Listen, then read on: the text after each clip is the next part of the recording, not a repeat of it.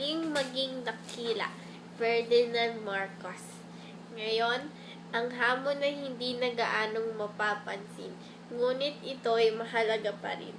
Kailangang ulitin natin ang mga ginawa ng ating mga ninuno sa isang mas karaniwang panahon, malayo sa madugo at dakilang pakikipagsapalaran, sa pamamagitan ng pagpapabilis ng pagbabago ng ating lipunan at kalakalan, sapagkat ngayon, tila nalimutan na ng Pilipino ang kanyang diwa, dangal at tapang.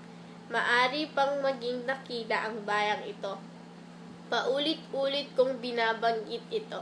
Ito ang aking paniniwalaan at ninanais ng poong may kapal na tayo'y magtulungan upang maisakatuparan ng ating panalangin.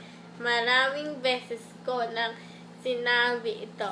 Sinulat ng bawat salinlahi ang sariling kasaysayan. Naisulat na ng ating mga ninuno ang kanila. Tangan ang lakas ng loob at kahusayan. Kailangang isulat natin ang atin. Tapos na.